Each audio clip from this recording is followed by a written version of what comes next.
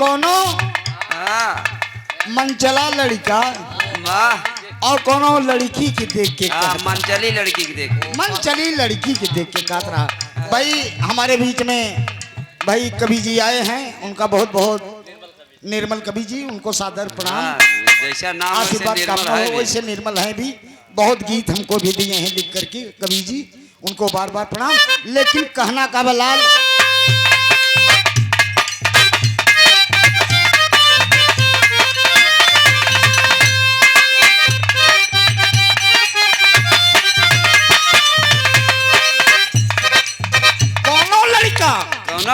कोनो लड़की में दोस्ती हुई है और जबरदस्ती हुई है, तो करे लड़के ओकरे घरे वालन से बोल दे हैं लड़कवा का लड़किया का मम्मी घरे में बंद कर दे,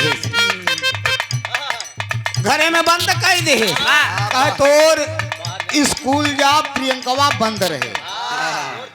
हाँ ओहो का नाम प्रियंका ही रहा। कहा प्रियंकवा तैयाजू के बाद स्कूल न जाबे, कहे पक्का कहा हमार गलती का बा, कहा ना तोर चाल चलन ठीक नहीं ने तो स्कूल मत जे। अब बेचारा 2 दिन उना ही गई, तीसरे दिन लड़का बौकड़ी काट के खिड़की के पहुंच गए। और जब खिड़की के पहुंच गए का देखा था मास्टर,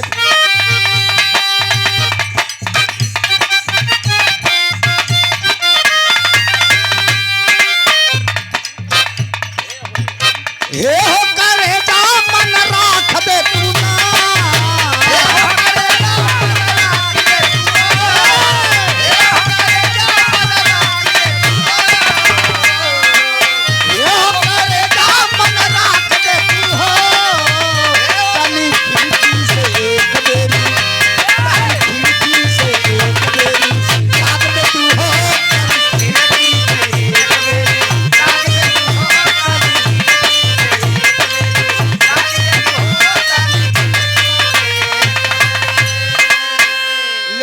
बाबू ये तो नए नए जमाने के तर्ज रहा।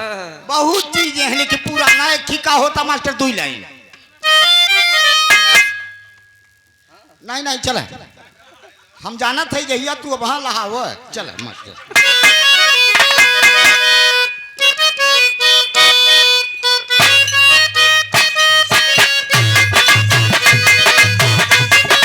पहले जमाने के रहा बहुत पुरनिया लोग रहे जब बाबू तभी बिरहा गावत रहे, लोकगीत गावत रहे। का कहें अरे का जान दे, अरे का जान दे शहर वाली कजरा, का जान दे हेलो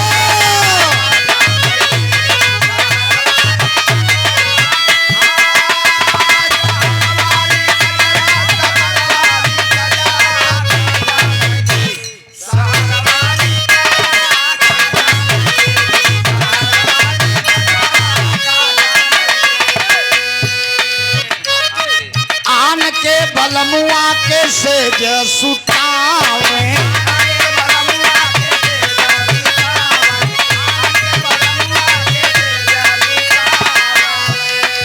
अपने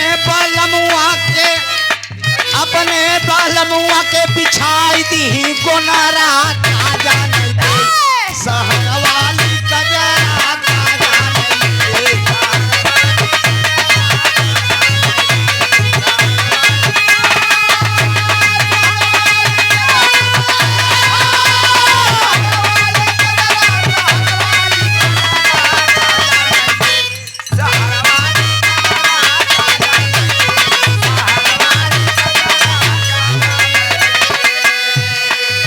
का करथी आन के बलमुआ के पूरी मिठाई,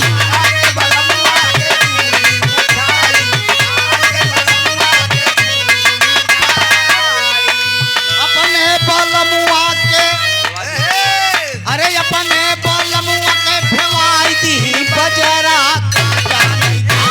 शहर वाली गजरा,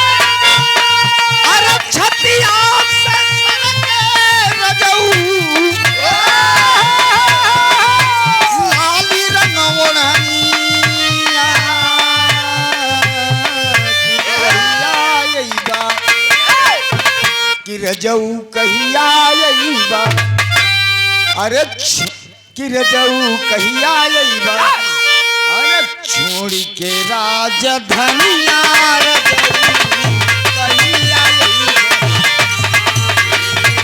छोड़ के राजधनिया रजऊ कहिया अइबा,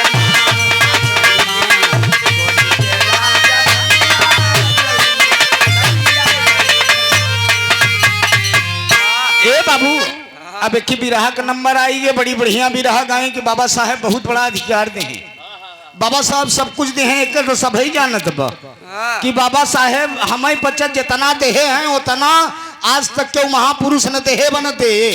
लेकिन एक चीज प्रियंका माधुरी कही देते ही कि हम लोग काल के ढोवत है। माधुरी ना इसने ही। अच्छा अच्छा प्रियंका इसने ही जी, हाँ भैया गड़बड़ा आई है रच्चे। हाँ प्रियंका आज कह दे कहो हम वो कही दे रहे का नहीं कहीं देवे ही झोंका। अच्छा धोखा में प्रियंका स्नेही जी आज ई जमाना हमें बच्चा का दे बा, ई जौने जमाना में हम लोग जी रहे हैं, ये जमाना हमको क्या दिया। लोग कहते हैं उधर गायक कलाकार बैठे हैं, इधर कवि जी बैठे हैं, कवि जी भी लिखते हैं ये पौराणिक चीज है। मैं एक पौराणिक चीज गा रहा हूँ। पौराणिक का मतलब होता है काल्पनिक, पौराणिक का मतलब होता है काल्पनिक, जिसका कोई अस्तित्व तो नहीं है। और तमाम कलाकार लोग गाते हैं मैं एक पौराणिक चीज से गा रहा हूँ। हाँ और इधर जो गीत मैं गाने जा रहा हूँ प्रमाणिक चीज गा रहा हूँ, खाटी प्रमाणिक, जो कि इसमें सत्य सत्य ही दिखता है, कोई कल्पना नहीं होता। इस कल्पना में अगर कोई एक भी शब्द निकाल दे कि यहाँ कल्पना है तो मैं गायकी बंद कर दूंगा। दोस्तों ये आज दुनिया कल्पना पे जी रही है और सत्य पे नहीं जी रही है। बाबा साहब ने एक तरफ जितने भारत के संविधान में आर्टिकल दिए हैं वो सब सत्य पे आधारित है, लेकिन जहां हम भागे जा रहे हैं वो सत्यपन, वो जो पौराणिक की बात करते हैं उसमें सत्य कोई है ही नहीं। लेकिन उसी समय एक गीत देता हूं, कैसे मास्टर।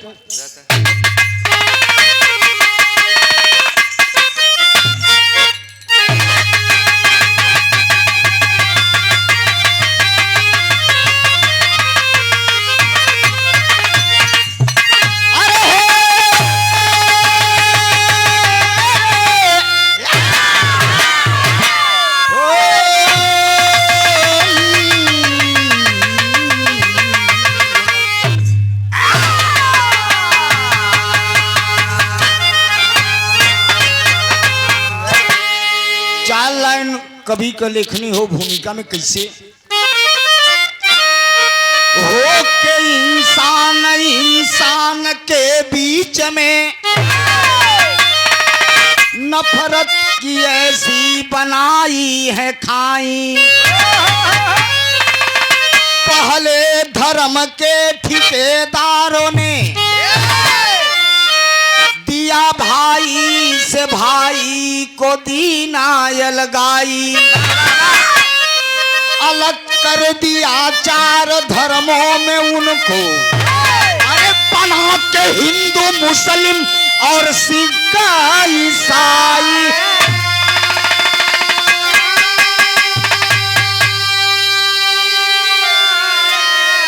अरे अरविंद राज दीवाना कहे मतलब पड़े तो कहे भाई भाई।